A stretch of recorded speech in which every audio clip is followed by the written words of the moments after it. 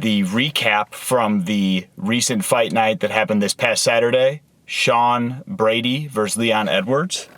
And in addition to just doing a quick review and recap of the card, another item that I'm going to be adding into this video, similar to previous recaps, is just doing a quick progress report update on the performance of our fellow creators in this space and their picks. So, to give you guys just the lowdown on that, I'm going to go over the picks that I tracked from other creators, and at the top of this video, give you a score on how they performed versus how I performed. So we got LucasTracy. He went 5-8 on picks for the Edwards Brady card. MMA Guru went 6-7 on this card. MMA Joey went 5-8 on this card. And I went 7-6 on this card. So we were all pretty close. Overall, though, I actually ended up having the best picks, which is a great deal. So I love it. Diving into the fights. So the first fight, Guram. This is actually a fight that myself and the other creators picked Guram to win. And that's Guram Kutateladze. He had the, as people were saying, the Avengers in his corner. He had both the Topuria brothers and Khamzat Chimaev. Some people... But anyway, sorry, I was going to say Khamzat Chimaev, but it's Khamzat Chimaev. And with that, we got a very one-sided beatdown, I would say, that was handed to Guram from Cal Fernandez. I'll say, when I was making my picks, I actually thought in my head, for some reason, I'm like, I feel like I should pick Fernandez just based off his first fight in the UFC. He won it in dominant fashion at the end of the fight. I think it was in round 3. And I don't know, because I saw that, and I also remember Guram getting picked apart when he fought another fighter that was on this card, Vucenic. I feel like Guram was getting caught quite a bit in that fight, and I did not like the look of that. And for whatever reason, you know, it's the whole on paper thing, right? It's why Anthony Smith is one of the best fighters in the world. On paper, when you look at the accolades of Guram, his experience, not to mention some of the intangible aspects that would not be on paper, like having a world champion in the featherweight division and potentially a future middleweight champion in your corner, it's almost like all of the cards and the odds were in his favor, and for whatever reason, it didn't happen that way, right? It's like the MMA gods, they do like to flip things on their head. And if you're a better of underdogs, that first fight was a big hit for you because I believe it was in the plus 200s, if I remember correctly, for Cal Fernandez. Fernandez looked great, and I think there's another thing. This is like, for me, moving forward, this is like tied to the research and things of that nature. I feel like we can do as much research as we want for stats and things of that nature, but there's some of those intangible aspects that are super helpful in some cases. Cal Fernandez trains with Jose Aldo, and he's like a pupil of Jose Aldo. I'm hearing, at least from the things that I see online, and with that, I should have probably been able to deduce that he would be a lot more competitive against a Guram than just any person in that division. So Guram loses the fight. Next fight, it's Caroline Lauchrin versus Nathan Fletcher. This was a mixed bag of picks here. I chose Lauchrin to win, and so did LucasTracy.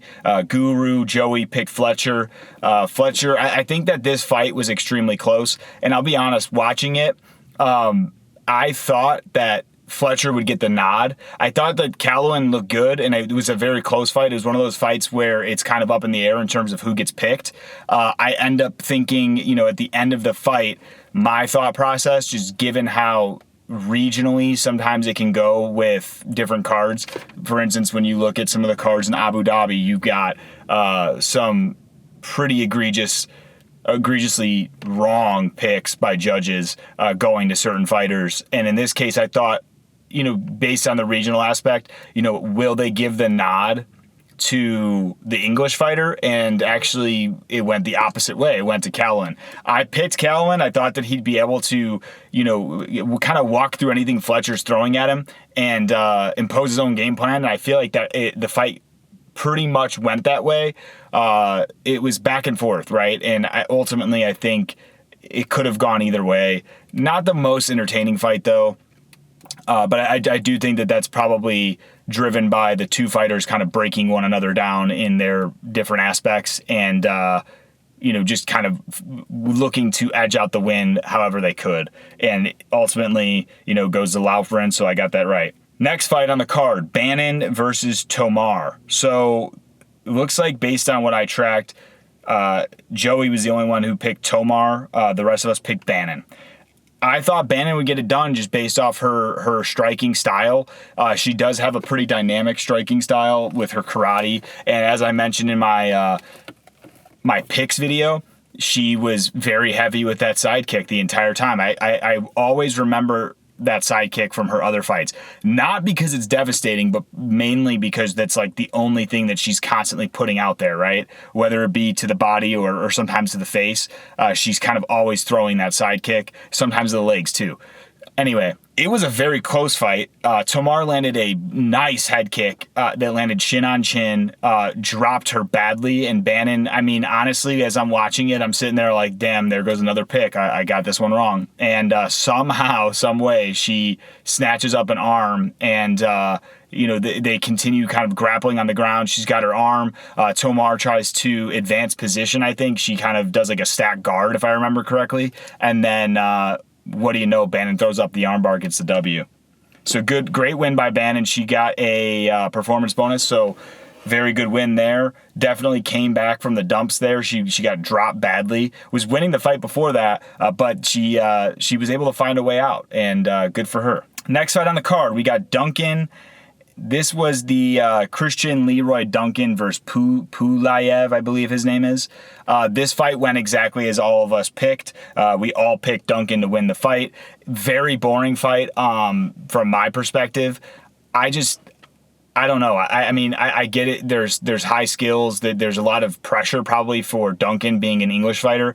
But I don't know. I don't think he's winning any favors from the UFC in regards to like kind of like going up against the fence and not doing much. I feel like Pulayev, same thing. And honestly, worse on Pulayev because at least Duncan was controlling the fight and looking for a way to win. I do appreciate the fact that at the end of the fight too, Duncan was throwing some heavy shots, landed a nice elbow, and almost actually got him out of there, got Pulayev out of there, that is, before the final bell rang. So good on him, but ultimately not a barn burner, as Dana would say. Moving on, Tybura versus Parkin. This is another fight on the card where could kind of go either way, and what's interesting is it seems like that the regional aspect of this went opposite, right? Like no one on the, I feel, English side of the house got a shitty decision in their favor, if I remember correctly. I think that when you look at all of the fights, they were very close, could go either way. And in this case, similar to the earlier fight on the card, it went to the other fighter who's not of English descent. Very interesting. I did think that Parkin was going to get the W just based off of when I was watching the fight, it was like he got a takedown on Tybura, but it almost looked like he hurt him beforehand, and then he was landing those ground and pound shots. What I'm very intrigued by is that Tom Aspinall, although we've barely seen him ever go past one round, he's gone to 2 rounds with Arlovsky, but we never watched Tom Aspinall go past the first round, so I guess I can't really compare the two. I just thought that, training with Tom Aspinall and Mick Parkin would have better cardio, but I also will admit that it's probably difficult when he was landing those ground and pound shots. It looked like he just overexerted himself landing all those shots.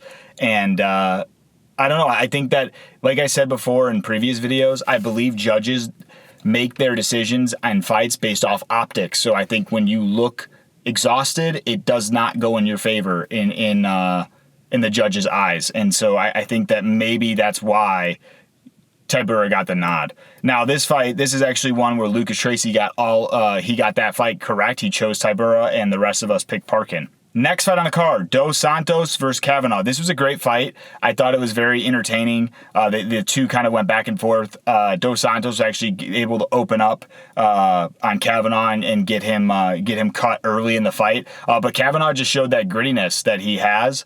Showed his leveled up striking, and I don't know if it's necessarily leveled up based on what I've seen, but he's definitely a seasoned striker, and he showed that in this fight. But also, he's a seasoned grappler as well. It just has a well-rounded game. He was able to mix it up a lot better than Dos Santos. But Dos Santos still had success on the feet, and ultimately, it was a great fight. I chose Dos Santos, so did LucasTracy, and then we got Guru and Joey who picked Kavanaugh, so good pick for them. Next fight on the card, Herbert versus Padilla. Herbert did exactly what I thought he might do. If you watch my picks video, I said that him and Leon have this tendency, they're like, it's so odd. They're like the same person, except Herbert's just like a little bit more light-skinned. If you actually look at them, they almost look alike in a way. Anyways, they fight so similarly as well, right? So it's either they go out there, pull the trigger, and they're firing on all cylinders, landing great shots the whole fight, and they win unanimously. Or they go out there and have performances like the ones they had, where it's like they're almost caught taking pictures, right? At least Herbert was being an aggressive opponent in the sense that he was moving forward quite a bit, but I didn't see anything from him that, I don't know. I guess I just didn't see anything from him that would make him the winner of that fight. Padilla got the W. I didn't pick Padilla to win. I thought that Herbert might come out and be able to outskill Padilla, but Padilla came out and did his thing and was able to get the W. And happy for him. He's from the U.S., so represent. Next fight on the card, Cherrier versus Nathaniel Wood. So we all got this one wrong. And was I wrong. Nathaniel Wood went out there against the popular belief. Everybody I was seeing, either said Cherrier is going to win, or perhaps Cherrier was either going to win by like a knockout or, win the unanimous decision. And it went the opposite way. Nathaniel Wood controlled the entire fight, dropping Cherrier pretty early on in round one with some great striking, and ultimately was able to get the win. I wish he would have been able to get a finish, because that, I think, would have been great for him in his hometown, but I think he's having some success at this weight class, so good for him. And he's on up not in the rankings, but he's going to be moving on with a W on the list there, and hopefully he can get another good fight in. I do love watching Nathaniel Wood fight. He's very exciting, has very crispy, fast striking. Always fun to watch that. So, and somehow he doesn't get KO'd very often. So very good for him. Next fight on the card, we got every single one of us got this one wrong. Vucenic lost. Duncan came out there. And actually, if you look at Duncan's record, he's done this a couple times. He's taken out prospects, or not necessarily prospects, but he's taken out people that he is a massive underdog against. And in this case, he did it again. Great job for him. Vucenic, I think that he had a lot of hype. I didn't know much about him, but I know Cage Warriors is big in Europe, and apparently he had a great success there.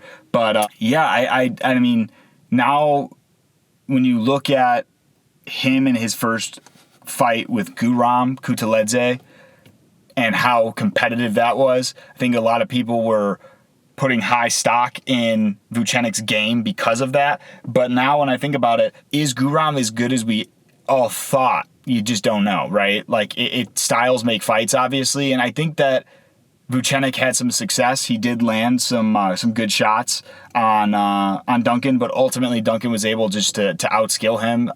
And also Vucenic, as some of the other creators have already documented, Vucenic had some very low-level moves in terms of IQ, shooting for a takedown on a guy who clearly has a pretty nasty guillotine. I think he's guillotined a couple people, but also if you understand the history of Duncan and Poirier training together, don't be silly, jump the gilly.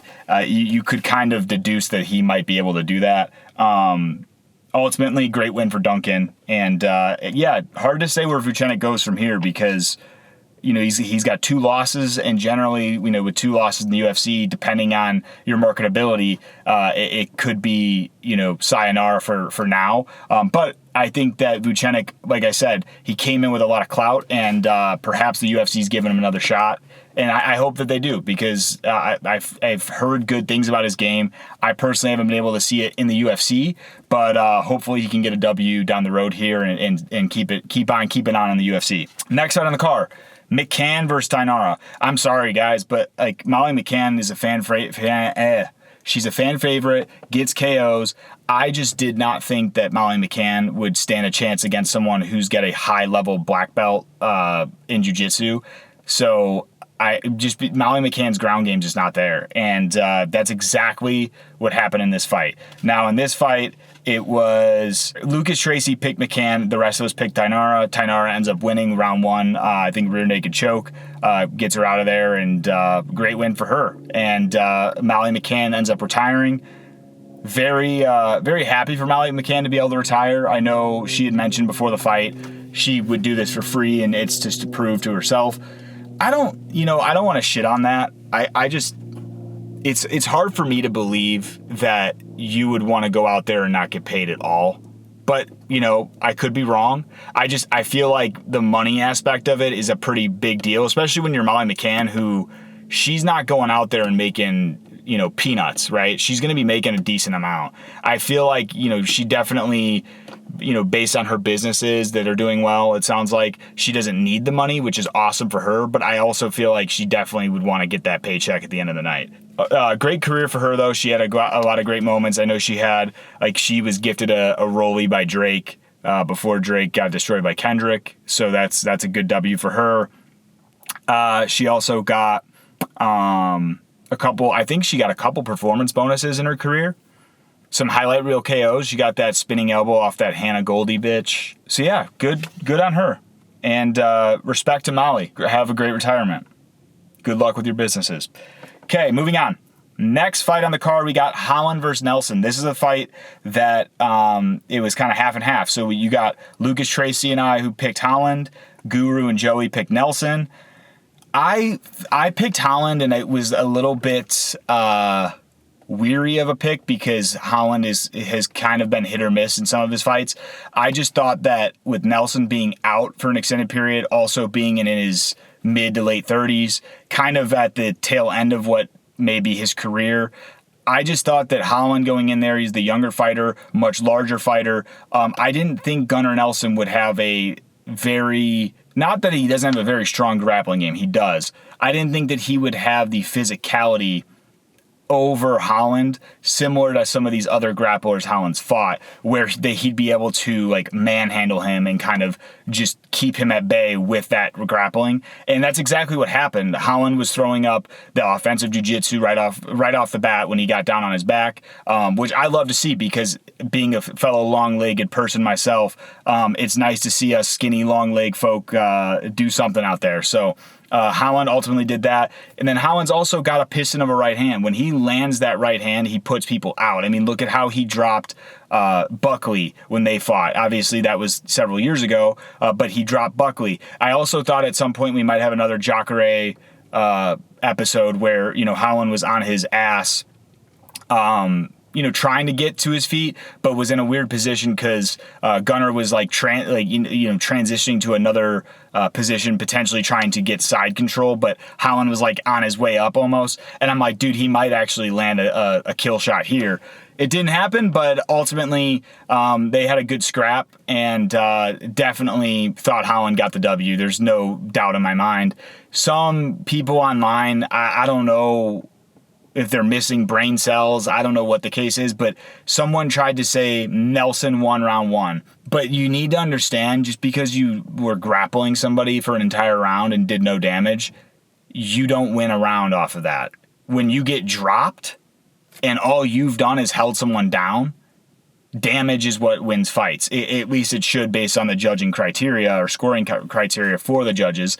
And ultimately, there's no way that Nelson won that fight. Next fight on the card. This one is what I call the people's main event. You got Blachowicz versus Olberg. Unfortunately, although I wanted to see Blachowicz go out there and win this fight, I did pick Olberg to win the fight, just based off of the fact that I was scared that Jan is 42, and I will say, after seeing Stipe at 42, that kind of that wrote it wrote it off for me. Like, I felt like there's no way Jan, based on Stipe, which is not a fair assessment. I should never have done that. But I felt like going into this, Jan would have all of the skill to win, just not the age, right? And that's exactly what I think we saw with Stipe versus Jones. It's just like, he has the skill, but once your age, I think, gets to a certain point, like those aspects of like timing, speed, they're just not there anymore. And I think that is what I was worried about with Jan. Ultimately, though, Jan proved me dead wrong. And this is a weird fight because I'm out there, I'm rooting for Jan to win, even though I didn't pick him, because I at the end of the day, I'm a fan of the sport, right? So I don't care if my pick is wrong. I'd rather see the guy who I like. I do like Oldberg, but post-fight, I'm not a big fan of like how he handled it, saying like, he wants to get the title shot. Like, dude, that's not a title shot performance, in my opinion. Like, you beat Jan barely, and people are arguing it. So I don't think you just get a title shot off that. But crazier things have happened.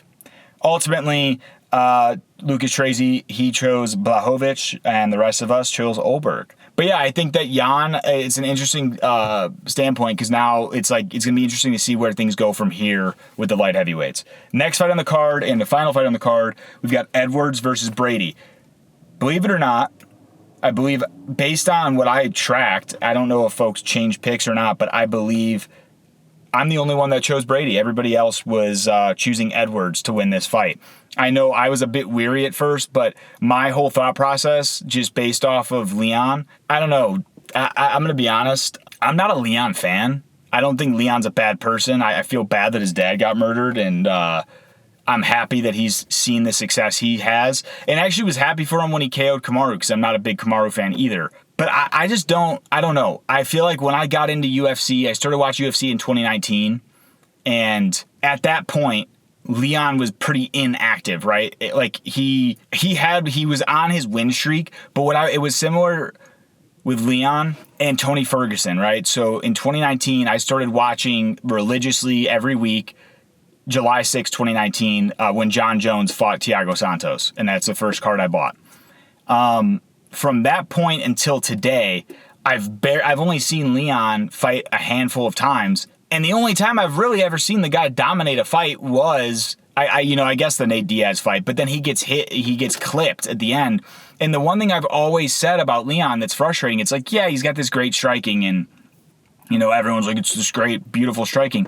But dude, to me, it means jack shit when you're not going for a finish. Like, I feel like Leon is so skilled, and I give him all the credit in the world for that. But the one thing that I feel like he is missing is a kill switch. Like, you see these other fighters who have a kill switch, like when they're hurting somebody, they are like expeditiously trying to finish the fight. Like, if you go, actually, it's a great reference to another English fighter. Go watch Tom Aspinall fights, okay? And I actually just recently watched a fight on YouTube, and it was kind of cool to see the comments. Like, someone made a comment like, the speed in which Tom rushes to get a finish is terrifying. And like, it was like when he dropped blades, if you watch Tom, he fucking sprints. He runs at Curtis Blades, who's fucking face down in the canvas. He sprints at Curtis as though it's his son who just called his wife a bitch. And he's like, no, not in my fucking house, and sprints and just beats the shit out of him. That is the type of thing that I think Leon's missing. And ultimately, going into this fight, I just didn't think, given how he just lost dominantly to Bilal with the grappling, I felt Sean Brady would be able to deploy the same game plan. And I didn't pick a finish, but I'm so happy to see Sean Brady go out there and get that W, especially given, his daughter was just born.